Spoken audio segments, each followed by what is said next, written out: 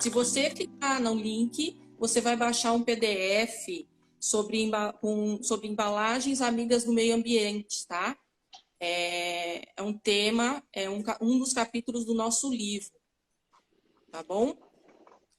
Uma outra questão, como hoje nós vamos falar sobre sopro, embalagens sopradas, é o tema que o Paulo Vilas trabalha bastante. Ele é coautor do nosso livro, tá? Embalagens plásticas. Na página 380 está o capítulo do Paulo Vilas, tá bom? Quem quiser saber mais sobre embalagens plásticas, sobre sopro, injeção, embalagem termoformada, nós temos aqui nesse livro, é o mais recente, tá bom? Essa edição foi, inclusive, lançada no Brasil e lá na Feira K, na Alemanha também, né? Está em português e inglês. Isso. Você esteve com a gente, né? Exatamente. Podemos Então, começar? podemos, claro. Bom, pessoal, boa noite agora oficialmente. Eu sou Simone Ruiz, sou consultora de projetos aqui do Instituto de Embalagens. O nosso convidado é o Paulo Vilas. Acredito que a maioria já conhece o Paulo.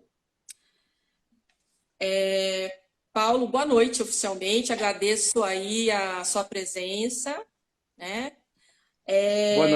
Boa noite, Simone. Boa noite a todos que estão com a gente nessa conversa. Espero que seja uma conversa gostosa sobre embalagens e esses temas correlatos. Bom, o Paulo Vilas, ele é engenheiro mecânico formado pela Universidade Federal do Rio de Janeiro. Ele também tem um MBA em gerenciamento de negócios pela FGV e ele também tem um curso de excelência em supply chain pela Universidade da Geórgia.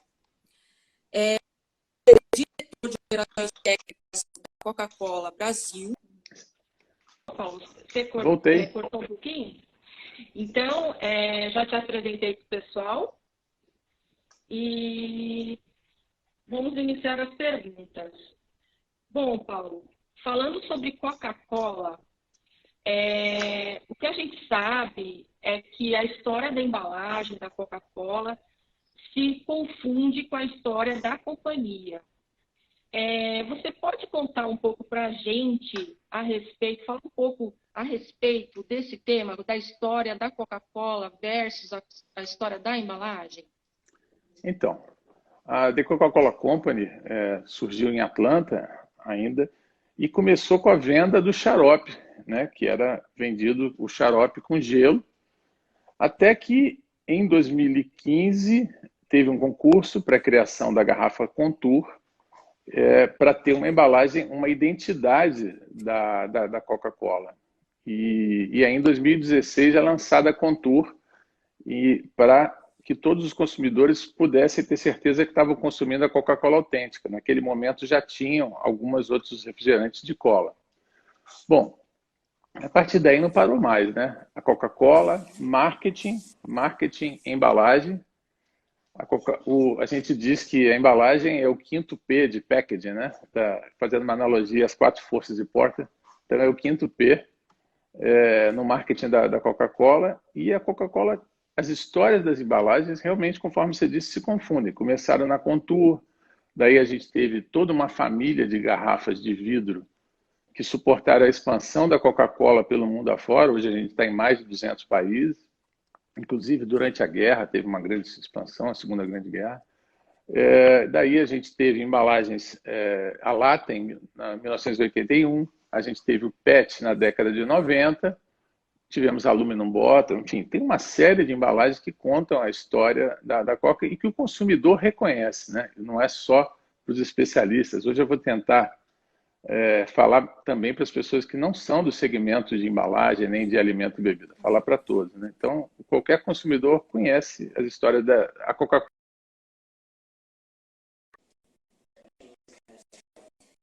E tive aí o prazer de poder ajudar a escrever um pouquinho dessa história, né? Em 2006, a gente lançou a Soccer Ball, lembra de uma bola que foi para a Copa do Mundo. E depois a gente teve a Aluminum Bottle, a garrafa de alumínio. Eu sigo daí. Eu tive a sorte de começar na Coca em 2005 e pegar e fazer parte de vários lançamentos interessantes, como a Soccer Ball da Copa do Mundo de 2006, garrafa de alumínio, a mini tampa, uma que acho que todo mundo vai lembrar, as embalagens com os nomes. Quer dizer, o Brasil foi o primeiro a fazer isso de uma forma massiva e hoje tem esse recurso no mundo inteiro, inclusive na concorrência, mas a gente foi pioneiro aqui no Brasil. Então, sim, nenhuma dúvida em dizer que os consumidores reconhecem a Coca-Cola através das suas embalagens, Simone. Sim, é verdade, é verdade. São embalagens icônicas, né? A Coca-Cola tem aí tem projetos bastante interessantes e premiados. Falando sobre materiais de embalagem, como que é o mix de materiais da Coca-Cola? Tem muitos materiais diferentes, cartão, papelão, vidro, plástico. Você pode comentar um pouco sobre esse mix? Como é Sim, que é, como funciona? sim, certamente. Então, quando a gente fala de embalagem na Coca-Cola, a gente pode fazer vários cortes, né? A gente pode pensar nas que são descartáveis, nas retornáveis, a gente pode pensar nas rígidas, nas flexíveis, nas embalagens de consumo imediato, que são pequenas, nas de consumo futuro ou consumo familiar posterior. Então, e aí, nos materiais não é diferente. Então, nós temos embalagens metálicas, temos embalagem de vidro, embalagem de cartão acético, mas hoje a gente vai falar principalmente do PET, né? O PET, desde que foi lançado, ele ganhou participação e é a maior embalagem, é o material e a solução de embalagem que a gente tem maior participação na Coca-Cola, seja em bebidas carbonatadas, seja em bebidas não carbonatadas, como água, suco, isotônicos, etc. Então, hoje, a nossa conversa, vamos focar um pouco mais no PET, mas certamente é um espectro muito grande. Tá ok, tá ok. Nós sabemos que a Coca-Cola tem um grande compromisso com a sustentabilidade. Quais são as principais ações que estão acontecendo agora a respeito de sustentabilidade? Então, a gente ouve hoje muitas empresas falando de estar focado no consumidor, mas a história da Coca-Cola foi muito baseada nisso e também de muita responsabilidade com tudo que a empresa fez. E em termos de sustentabilidade não é diferente, né? A gente vai comentar mais adiante, mas a Coca foi pioneira na análise de ciclo de vida, exatamente para que as decisões de projeto de embalagem tivessem embasamento científico para saber que o impacto era a melhor solução com o menor impacto possível, né? Então, a gente tem essa trajetória, já vem há bastante tempo, isso se traduz em normas internas de projetos de embalagem para garantir que, além da performance que o consumidor deseja, que também que sejam embalagens sustentáveis, né? E a gente faz também, periodicamente, anualmente, o mapeamento do impacto ambiental. A gente tem uma série de ações, mas eu vou citar aqui algumas, que é o PET reciclado e também o PET à base vegetal, né? Vocês vão lembrar que em 2009 para 2010 nós lançamos o Plant Bottle, que era o PET em que o MEG era obtido a partir do etanol, da cana-de-açúcar, né? Então, que reduzia em 25% a pegada de carbono. Então, são várias ações, mas eu queria assim, que todo mundo ficasse bastante confortável, que todas as decisões que a gente faz de projeto, a gente leva em consideração todos os aspectos de sustentabilidade, incluindo água, energia, reciclagem, origem dos materiais, etc. Legal. E quanto ao compromisso com qualidade, food safety, você poderia comentar um pouco a respeito? Então, a, novamente, né, a Coca manifesta esse respeito ao consumidor com normas internas muito rígidas e todo um protocolo de asseguração da qualidade que acompanha a gente desde o início da empresa, a empresa com 130 anos, né? Mas mais recentemente, eu queria comentar a questão do food safety. Em 2007, a Coca-Cola Brasil teve aí na vanguarda, com poucos, implementando a ISO 22000, né? Isso foi caminhando, a gente ajudou a construir isso até a norma atual de FSSC, e hoje a gente está também liderando toda a questão de cultura de segurança de alimentos que perpassa não só a nossa empresa, mas toda a cadeia de supply, antes os nossos fornecedores e os nossos parceiros de negócio. Então, essa parte de food safety é muito séria e para medir isso, a gente tem um SAC, né, um CRC muito ativo, que vira e mexe está ganhando prêmios por estar muito conectado com o consumidor ouvindo. A gente tem uma turma grande que atende aos consumidores e também desde a Copa do Mundo a gente experimentou, também algo que também foi pioneiro, a conexão através das mídias sociais. Então, é uma conexão ativa, em que o consumidor não necessariamente precisa telefonar, pode ser através de mídias sociais, em que ele interage com a gente também. Então, isso é alguma coisa que a gente se orgulha bastante e queria também que os consumidores ficassem, e os amantes aí da marca, ficassem bem tranquilos e orgulhosos em relação a isso. Legal, eu sou consumidora, viu?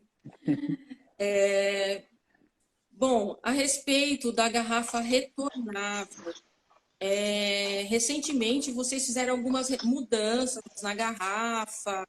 Ela foi unificada e agora vocês só modificam o rótulo, é isso? De acordo com o produto? Então, a gente estava comentando, né, lá atrás, ao redor de 1910, por aí, nós começamos a comercializar Coca-Cola em embalagens de vidro retornáveis, daí veio a Contour, e isso suportou o crescimento da empresa, até que com a expansão do PET, a conveniência de consumo, acabou que as embalagens descartáveis passaram às retornáveis, mas curiosamente o consumidor continuou valorizando muito a sensação de consumir em embalagens de vidro, etc. E a gente não esqueceu disso. Então, em 2018, o time América Latina foi montado um time agile para analisar todos os desejos do consumidor e dos nossos parceiros e relançar a plataforma de embalagens retornáveis. Então, a gente fez um plano bem bacana, consumer-cêntrico, né, voltado na retroalimentação dos consumidores. Então, é uma família de embalagens que começa desde uma embalagem pequena de 200 ml para uma dose que você toma ali na lanchonete, enfim, no que a gente chama on the go, né, o consumo imediato, até as embalagens familiares que você compra e leva para casa. Então, isso começa com embalagens de vidro, e quando chega acima de 1 litro, a gente vai para as embalagens de PET retornáveis. Bom, esse projeto aí a gente inovou em vários aspectos. Inovou também na embalagem com o design universal. Então, a garrafa universal, com uma série de tecnologias, a gente consegue expandir o portfólio. Então, naquela mesma garrafa que só tinha, por exemplo, Coca-Cola, a gente pode vender a Coca-Cola sem açúcar, a gente pode vender o Sprite, a Fanta laranja, a Fanta uva, a Fanta Guaraná, no Brasil, que é deliciosa, e alguns refrigerantes regionais, como o Tuxal, lá em Manaus, né?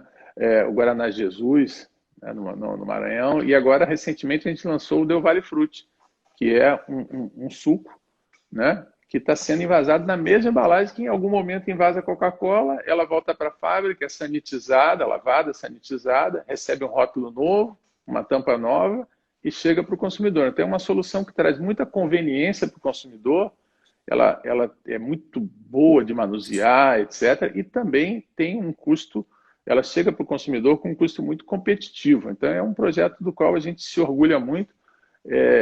Enfim, foi um projeto da América Latina, mas o Brasil tem um destaque muito grande, porque a gente está muito adiantado na implementação, e o consumidor vai se habituar a ver em cada vez mais pontos de venda essas embalagens retornáveis, aumentando a participação. Nossa meta é dobrar a participação das retornáveis, mas dobrar, assim, expandindo o portfólio. Você vai estar em casa com uma garrafa de Coca-Cola, vai no ponto de venda e volta com uma Fanta, se você quiser, ou volta com um Del Valle. Então, com muita conveniência E tem mais inovação por trás, né? A nossa ideia é facilitar a vida do consumidor como se fosse uma carteira digital, que ele possa pegar embalagens sem necessariamente ter que levar naquele instante. Então, tem inovações vindo aí para impulsionar o retornável para que o consumidor goste. É o que a gente chama a smart choice, a decisão inteligente, que o consumidor fique muito feliz de consumir numa embalagem retornável. Então, sobre as questões aqui, também tem algumas perguntas surgindo aqui do pessoal que está assistindo. Sobre PET retornável e PET, o reprocessamento do PET. A Coca-Cola vem trabalhando com os dois, né? Com os dois meios. Na sua opinião, se tem um que está em vantagem com relação ao outro? Olha, assim, a gente fala isso com muita convicção de que a gente tem a embalagem ideal para cada ocasião de consumo. Então, assim, eu não posso levar uma embalagem de vidro pesada para um avião. É melhor eu levar uma lata. Se eu estiver num barco, se eu tiver... Então, assim, a gente tem a embalagem ideal para cada momento de consumo. Respondendo à tua pergunta da mesma forma, a gente atua na questão dos 3 R's, reduzindo, reusando, né? E a gente tem, no caso, os retornáveis, né? E o reciclando foi algo que a Coca-Cola também foi bastante pioneira nisso. A gente homologou, inclusive, em países muito difíceis, como a Alemanha, Japão, há muitos anos, há mais de 20 anos. E no Brasil levou bastante tempo para a gente conseguir juntar um argumento que a autoridade brasileira concordasse. Então foi um processo muito rigoroso. Então quem está recebendo em casa uma embalagem com PET reciclado pode ficar muito seguro, seja pelo processo de homologação que foi muito rígido, seja porque países muito sérios fizeram antes da gente. Então, a gente em 2011 começou a comercializar a embalagem PET descartável, mas que na sua composição tinha uma percentagem de PET reciclado, né? Eu sei que às vezes isso parece um pouco confuso para o consumidor, e a ideia aqui hoje é falar numa linguagem que qualquer um consiga entender, né? Então, diferentemente do retornável, que a embalagem vai e volta, a mesma embalagem, mas ela é lavada na fábrica, no descartável não. Você consome, chega em casa, faz o consumo e faz o descarte através da coleta seletiva. E aí isso vai parar numa cooperativa que separa, vai para uma empresa que faz a purificação desse PET e ela entra mesclada junto com resina virgem. Então a gente faz novas garrafas misturando PET virgem com PET reciclado. Bom, em 2018, o nosso CEO, James Quincy, assumiu o compromisso de, até 2030, a gente reciclar 100% do equivalente das nossas garrafas. Tá? Então, alguns países estão mais adiantados ou menos adiantados, o Brasil está bem. Hoje a gente está ao redor de 15% de conteúdo reciclado em todas as garrafas que a gente já comercializa, mas a gente está acelerando muito isso. Tá? Então, junto com os nossos parceiros, fornecedores, seja parceiros nas coletas, seja parceiros na reciclagem do PET, na produção de garrafas, a gente está expandindo e a ideia é a gente cumprir essa meta de 100% antes do 2030. Espero que a gente consiga poder comemorar isso aqui numa outra live. Sim, claro. Tá? Então, assim, respondendo objetivamente, não tem uma melhor do que a outra. A gente entende na complementaridade das soluções. A gente não vai, dificilmente vai ter 100% de embalagem retornável, vai ter uma parcela de embalagens descartáveis e essas vão ser 100% recicladas. Hoje estamos em 15% de reincorporação. Mas, segundo sempre, no Brasil, hoje a gente já tem mais de 40% de reciclagem de todo o PET, só que ele toma outros destinos e a gente quer que ele volte a ser garrafa. Para garrafa. Legal.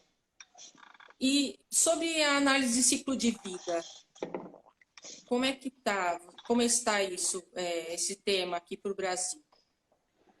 Então, a gente, conforme eu disse, em 1969 a Coca-Cola fez pela primeira vez. E a gente faz anualmente o nosso inventário de impacto ambiental, mas a análise de ciclo de vida a gente só faz quando tem um lançamento novo, algum fenômeno. Com o lançamento da família de retornáveis, a gente fez várias análises de ciclo de vida. Então, a gente fez no Brasil, fez no Chile, fez na Argentina, fizemos vários, porque o projeto ele é o mesmo, ele tem pequenas customizações. E isso é interessante, porque às vezes são empresas diferentes que fazem e chegam na mesma conclusão, o que dá bastante robustez aí ao resultado. As pessoas podem ficar bem tranquilas, né? É claro que tem pequenas diferenças. Você pega um país em que a matriz energética é mais hidráulica, como é o Brasil, ou hidráulica mais eólica, que é o melhor que tem, acaba dando um valor um pouquinho menor. Você pega um país que a matriz energética é um pouco maior. Mas o importante é saber que a Coca-Cola também, além de toda essa busca por eficiência na embalagem, nas nossas fábricas também, a gente reduziu muito o consumo de água nas fábricas. Quando eu digo muito, é bastante significativo. A gente é referência no segmento de indústria de alimentos e bebidas. A gente reduziu muito o consumo de energia elétrica. Então, assim, todo esse tripé, digamos assim, faz com que os nossos índices de análise de ciclo de vida apontem para resultados bastante interessantes. E hoje a gente pode dizer que a embalagem PET retornável é a que tem, nesse momento, o menor impacto ambiental. Mas, novamente, ela não é a solução para todas as ocasiões de consumo. A gente vai ter ocasiões de consumo que outras embalagens vão ser importantes. E, para isso, a gente tem ações de sustentabilidade para as outras também. Tá? Mas, assim, o PET retornável está com o melhor índice hoje. Legal, legal.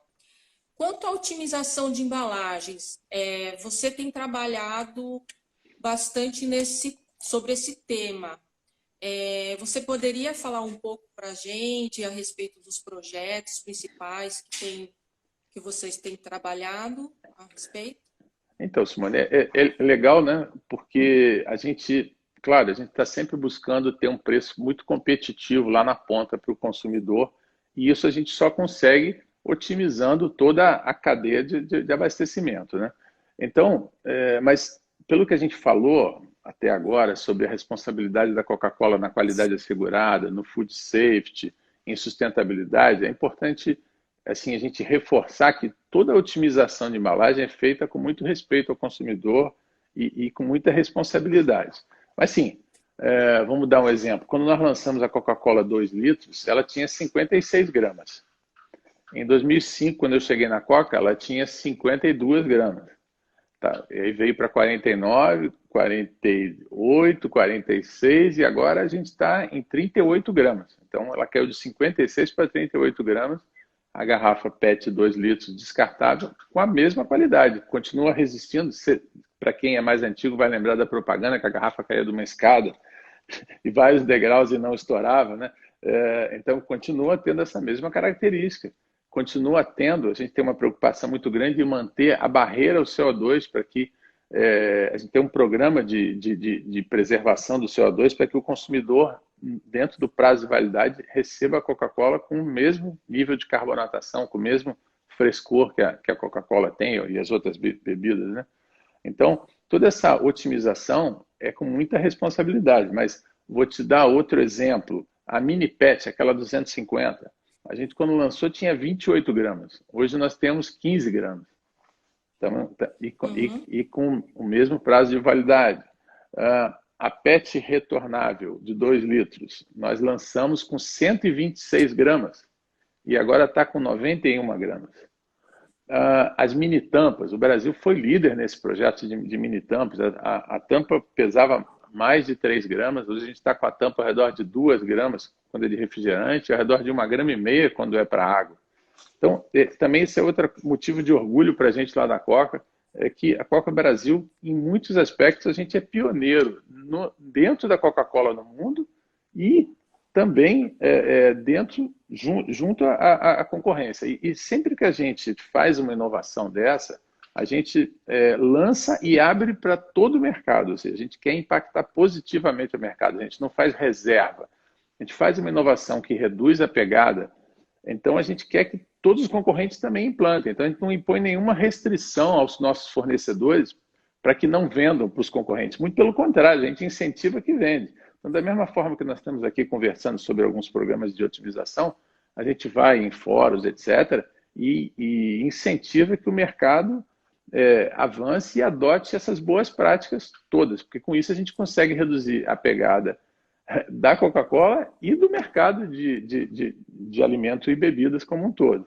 Então, nesse momento, eu tive a oportunidade de liderar um grupo de otimização de embalagem na América Latina, né? Então, do México para baixo são 40 países, e a gente está revisitando todas as embalagens, PET inclusive, e verificando o que a gente pode fazer para reduzir peso e otimizar para reduzir a nossa pegada aí. Então, eu estou bem feliz de estar liderando esse grupo, mas a gente tem um grupo muito forte e não só na The Coca-Cola Company nós temos um grupo muito forte, mas a gente tem os engarrafadores que são muito competentes, os bottlers, né, os fabricantes de Coca-Cola, e também os nossos fornecedores também, sejam fornecedores de embalagem ou de fornecedores de equipamento, de sopradora, de linha de invase. Então, na realidade, o meu papel é de ficar um pouco interagindo com todos, ouvindo o que tem de boas ideias e a gente tomando as direções melhores que a gente tem. Então, é um programa bem amplo, bem interessante, que perpassa todas as embalagens. Inclusive, tem um novo finish aí, né? Que acho que a gente vai falar sobre ele hoje. Né? Sim, sim, nós vamos falar. Inclusive, você acabou de responder uma pergunta. Fizeram se já estava no limite, né, do redução de peso às garrafas PET.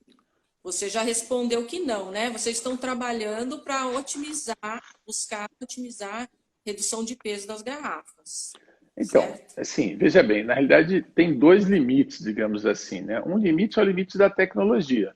Se nós tivermos um PET, por exemplo, com um peso molecular maior, a gente consegue, com menos resina, ter a mesma resistência mecânica, ter a mesma performance. Né? Então, ou também, se eu tiver uma sopradora melhor, uma linha de invase cada vez melhor, eu consigo, com menos material, entregar a mesma performance para o consumidor. Então, esse é um lado, essa é uma fronteira que a gente está sempre explorando. Mas também a gente conta com os consumidores, porque a gente também, como cidadão, etc., a gente tem que ter um consumo sustentável. Então, isso passa primeiro pelo hábito no momento da compra, mas também como a gente manuseia e descarta o produto. E também, vou dar o exemplo das garrafas de água. A gente hoje é muito comum consumir água em embalagem PET, da Coca-Cola e dos concorrentes.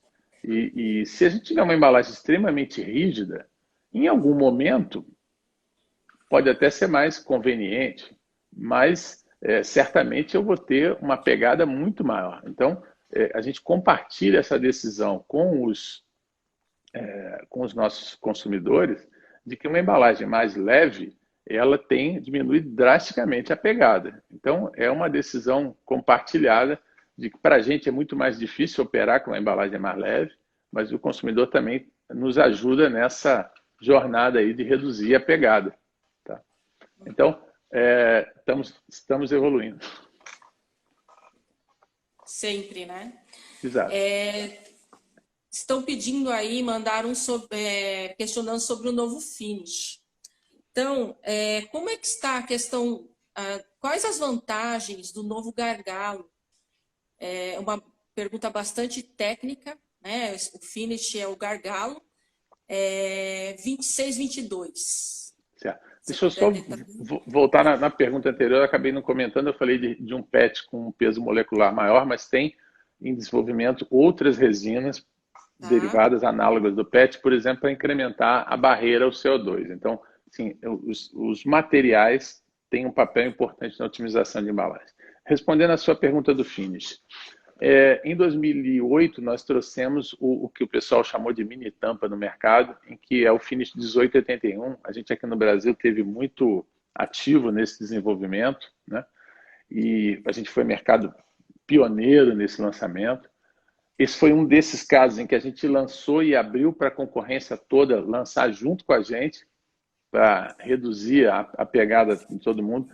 E você vê, de 2008 para cá, já se vão 12 anos. E algumas tentativas ocorreram nesse período de alguns finishes, e acho que boa parte dos consumidores já tiveram uma garrafa com uma tampa bem pequenininha na mão, e aí fica aquela sensação, poxa, será que vai ser assim? Será que o mercado vai virar todo para isso? Quer dizer, a Coca-Cola tem uma preocupação muito grande com a conveniência do consumidor, etc. Muito respeito. Então, a gente ficou esses 12 anos avaliando e agora a gente tomou a decisão que a gente vai andar com 26, 22. Mas mais do que isso, esse desenvolvimento estava acontecendo dentro de um organismo e a gente colocou toda a nossa equipe, o nosso capability, junto com um dos nossos principais fornecedores e a gente chegou então na versão do 26 e 22 que foi oferecida e reconhecida no CIT, que é um organismo europeu, como GME 3040. E esse finish, então, está numa fase de validação, porque ele vai substituir todos os finishes, todos os gargalos, né? Isso é engraçado, né? Finish, gargalo, arremate, terminação, né? Então, vai substituir todos os existentes das embalagens de refrigerante, de água, etc., descartáveis. Ele só não vai substituir nas embalagens de PET retornável e nas embalagens de boca larga, que a gente chama de invásia quente. Mas todo o restante vai ser substituído no Brasil e no mundo inteiro. E ele traz aí uma série de benefícios. Mas, primeiro, uma redução ao redor de 1,7 gramas no conjunto de embalagem entre finish e tampa, que reduz bastante a pegada, mas com uma conveniência para o consumidor, com um gripability, com um manuseio de abertura equivalente, muito conveniente, muito suave para o consumidor. Também ele vai trazer aquela funcionalidade que o europeu está chamando de tethered cap, que é a tampa presa na garrafa. Então, a gente está se falando muito sobre a questão do microplástico, do resíduo de plástico, etc., que basicamente decorre do descarte inadequado da embalagem. A gente poderia aqui ficar discutindo horas sobre o descarte inadequado, mas fato é que se a tampa estiver presa na garrafa, não tem como separar os dois e fica muito mais fácil dessa economia circular funcionar e a garrafa, junto com a tampa, serem recicladas. Então, esse novo finish vai trazer também essa funcionalidade de reciclar a tampa junto com a garrafa. Claro que a tampa é de polietileno, na sua maioria, vai por um caminho, e o PET, a garrafa é de PET e vai por outro caminho, mas elas voltam juntas para a cooperativa e evita muito a possibilidade de gerar microplástico, plástico flutuante e tudo isso. Agora, a gente sabe que a solução para esse problema é ter um descarte e uma cadeia de coleta efetiva, que é a responsabilidade de muitos players, aí, inclusive da Coca-Cola. E aí, quando que a gente pretende fazer isso? Bom, a gente tem um plano ambicioso de fazer isso até o final do ano que vem, até o final de 2021, mas ainda não podemos garantir, mas a gente vai trabalhar duro para tentar trazer isso até o final do ano que vem, para começar a comercializar. O Brasil vai estar com o mercado piloto aí junto com a Europa. E aí, só lembrando, essa questão da tethered cap, da tampa presa da garrafa, é uma legislação europeia e da Califórnia também, né? No Brasil, na América Latina, nós não temos essa legislação, mas a gente vai fazer o possível aí para acompanhar. Ok. Estão perguntando qual o peso da Finish 26, 22. Então, o importante é a redução, né? A redução do finish do 18,81 para o 26,22 é uma redução de 1,17 gramas no finish. E dependendo da tampa que você tiver, se a gente tiver com uma tampa média hoje no mercado de 2,45, a gente vem para uma tampa ao redor de 1,85. Então, reduz ao redor de 0,60 gramas da tampa. Agora, tem algumas operações que já estão com a tampa mais otimizada, por exemplo, com 2,05 gramas. E aí, até 1,85 vai economizar só 0,20 gramas. Então, depende um pouco de onde você está. Mas no finish vai reduzir 1,17 gramas. Tem alguém falando feliz aniversário, Paulo. Para você. Não, deve ser para algum outro amigo. O meu é em fevereiro.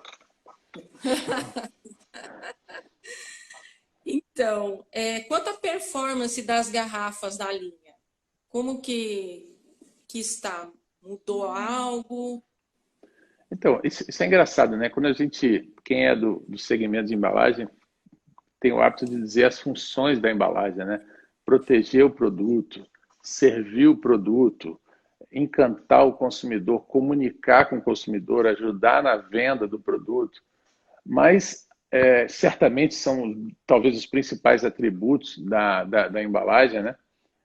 Mas a gente pensar nas embalagens de alimentos e bebidas, ele tem uma jornada até chegar na mão do consumidor, né?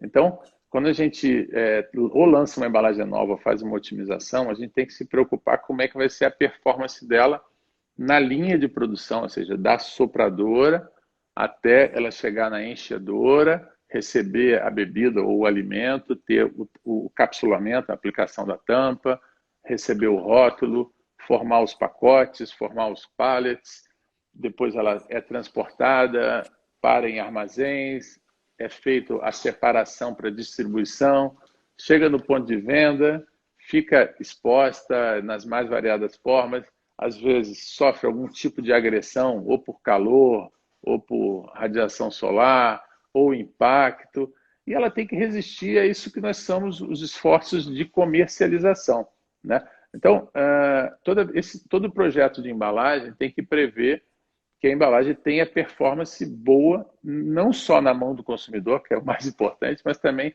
na comercialização. E na linha de invase, porque hoje, para a gente conseguir novamente atender a demanda com produtos com muita qualidade, com preço competitivo e com baixa pegada ambiental, com baixo consumo de água, com baixo consumo de energia, as linhas são muito sofisticadas.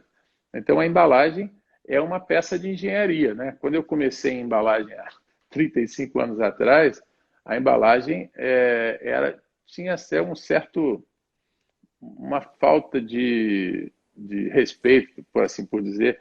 A embalagem era um item considerado de baixa precisão, né?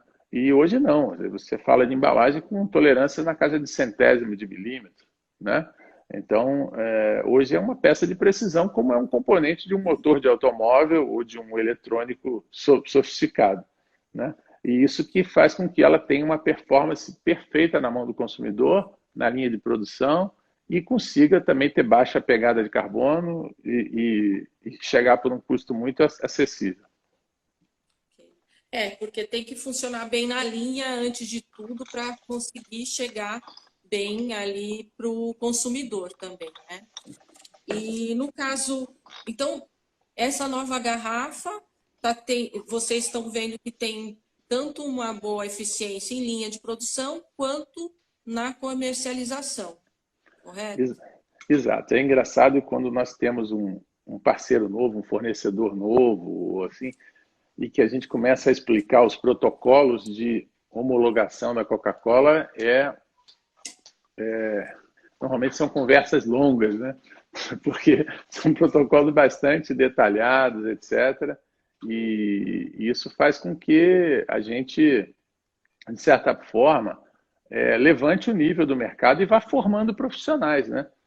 Isso também é uma forma da gente impactar positivamente a comunidade que a gente opera, quando a gente capacita e forma pessoas e empresas, né? Então, sim, os processos de homologação são bem, bem detalhados, por mais que a gente seja desafiado no mundo digital a fazer as coisas mais rápidas, etc. Mas, então, aonde tem valor, a gente mantém os critérios rigorosos. Onde a gente pode ganhar tempo, a gente ganha tempo sem prejuízo para a performance. Legal. Paulo, nós estamos aí com 20 minutos, estamos com várias perguntas. Pessoal, a gente não vai conseguir responder todas, tá? Porque tem muitas perguntas, mas pode mandar para a gente, o que a gente está conseguindo anotar, a gente está anotando e vai depois passar para o Paulo responder, tá bom? Só para eu Perfeito. colocar aí para o pessoal não ficar triste se a gente não respondeu ainda a pergunta, tá? Com todo prazer. Paulo, Nesse momento aí, cada vez mais, por questão de pandemia, se fala muito em segurança, né? E hermeticidade. A gente sabe que a empresa de alimentos em geral, bebidas, preza muito por segurança e hermeticidade. Quais as novidades em termos de segurança e hermeticidade que a Coca-Cola vem trabalhando? Bom, eu vou responder primeiro da manufatura, etc. Eu comentei que a gente tem a certificação de segurança de alimentos, né? E Tá? todo um programa de cultura de segurança para cercar pelo lado da manufatura, seja dos nossos parceiros, seja dentro de casa, né? E também, no caso das linhas de produção, elas recebem upgrades constantes, cada vez com mais sensores, cada vez com mais inteligência. A gente acabou de partir uma fábrica aqui no Rio de Janeiro, que eu arrisco dizer que é a fábrica de refrigerante mais moderna do mundo, com indústria 4.0, totalmente robotizada, totalmente digitalizada.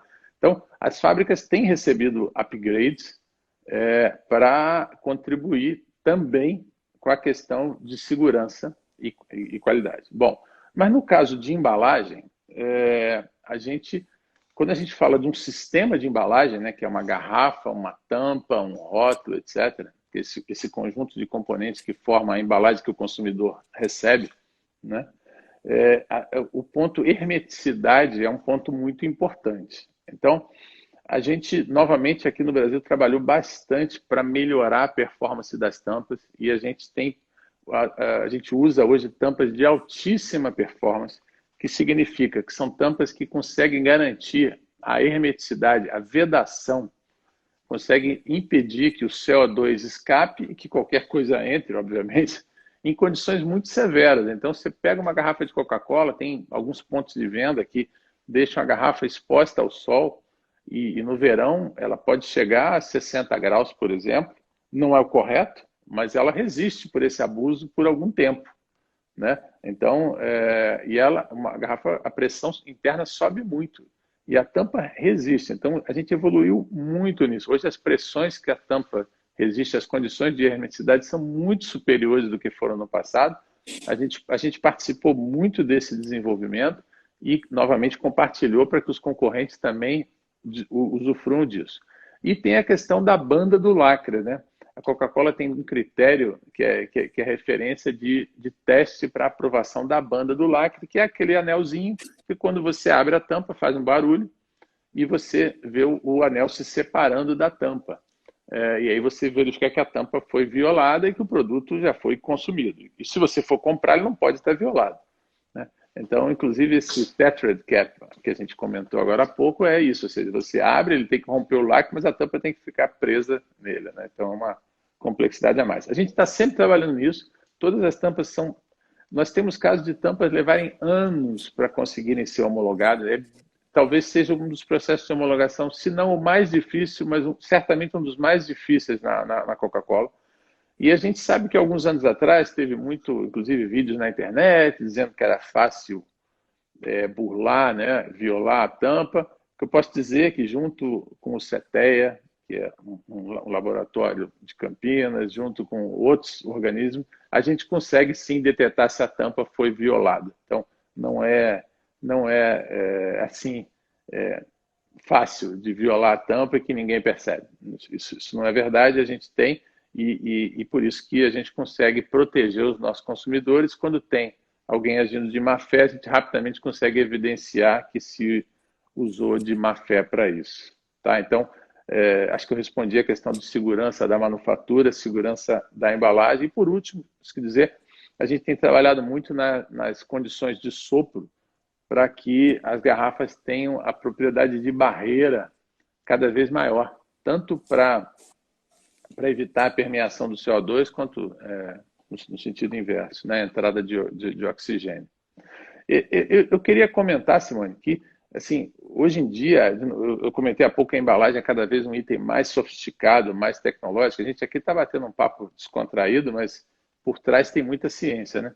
Mas é sempre um tripé da bebida ou do produto que você quer botar dentro, que interage com a embalagem, que interage com a linha de produção, né? Então, para a gente atingir esse nível de performance que a gente tem, a gente tem que dominar completamente a interação entre a bebida, a embalagem e a manufatura, né? A linha de produção como um todo. Então, isso é algo que a gente consegue com muito conhecimento interno da companhia, dos nossos parceiros, dos engarrafadores e dos nossos fornecedores parceiros também. Isso fica bem claro, viu, Paulo?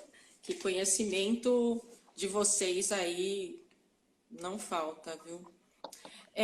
Paulo, nós estamos já finalizando, faltam, acho que 5 minutos, 7 minutos. Você gostaria de deixar uma mensagem aí para o pessoal? Lembrando que nós vamos pegar as perguntas que não foram respondidas e vamos encaminhar para você, tá? Então, Se ok. quiserem encaminhar também para o Instituto, fiquem à vontade. A gente encaminha para o Paulo. Então, acho que primeiro queria dizer que, bom, prazer estar aqui, né? Eu queria dizer que assim, o Brasil tem especialistas de embalagem, um sistema de embalagem comercializado no Brasil muito seguro. Então, eu acho que aqui não se aplica um pouco daquele complexo de achar que no Brasil a gente tem produtos de segunda qualidade, qualidade inferior, etc. A gente tem sistemas de qualidade de embalagem de altíssima qualidade, na Coca-Cola e muitos dos concorrentes. Porque temos profissionais e empresas muito boas aqui. Então, e muitas vezes a gente está na vanguarda, levando isso para a Europa, para o primeiro mundo. Então, primeiro, essa mensagem eu queria que ficasse muito, muito clara aqui, para que as pessoas ficassem confiantes quando consomem o produto e ficassem, digamos, herméticas para não serem suscetíveis a comentários desinformados e desconstrutivos que acontecem na internet sobre bebidas e alimentos como um todo, né? Segundo, é dizer que, cara, ninguém chega no nível que a gente chegou sozinho, é sempre uma construção coletiva. Então, quem me conhece sabe que eu adoro fazer isso, mas eu também não criei nada sozinho. Então, tem uma história de muita gente boa aí por trás. Por exemplo, o Instituto de Embalagens fazendo um papel belíssimo. Parabéns à Assunta, a você, Simone, e a todos, mas também há 20 anos eu dou aula no Instituto de Macromoléculas, na COP, na UFRJ. A gente tem o Senai também fazendo um belo trabalho. Então, eu queria incentivar quem está nos ouvindo, que está começando a carreira, que embalagem é uma carreira muito bacana e tem todo um conteúdo técnico, tem um conteúdo de produtividade, um conteúdo de conexão com marketing, com o consumidor, com digitalização, com inovação. E aí também dizer, assim, hoje quem trabalha com embalagem perpassa áreas que vão desde gestão de fornecedores, homologação, desenvolvimento de embalagem, manufatura, supply chain, inovação, marketing, ouvir o consumidor. Então, a embalagem hoje é uma cadeira completa aí, que o profissional que quiser se aprofundar e conduzir sua carreira aí é enorme, né? Então, se a gente fala aqui, conforme a gente citou a Coca-Cola com embalagem retornável, one-way, diferentes materiais, isso não para, isso vai longe. Então, eu também queria convidar a quem quiser trabalhar com embalagem, porque é muito interessante e algo que eu gosto muito de compartilhar um pouquinho aqui. Mandar um abraço a todos os colegas. E quem começa a trabalhar com embalagem não para, né, Paulo? Dizem que é um dos caminhos de você entrar na indústria e às vezes galgar outras posições, mas tem aquela brincadeira que quem passou por embalagem não sai de embalagem nunca, né? Não Então deixa, né? sempre leva uma tatuagem, né? É verdade. Eu já saí de embalagem, já voltei e assim é. Tô Eu vendo. entrei e fiquei. Lá nos 1990, alguma coisa, eu entrei em embalagem e não saí mais. Então, tô vendo tantos amigos aqui, alguns do mercado, outros não do mercado, mas bem feliz de ter tantos colegas aqui. Bom, Paulo, Agradeço aí mais uma vez, em nome do Instituto de Embalagem, seu tempo, por estar aqui conosco, batendo esse papo. Agradeço também a Coca-Cola e gostaria aí de lembrar o pessoal, né? Eu comentei no início sobre o PDF que foi disponibilizado para vocês aí na bio, é só clicar no link e baixar o PDF.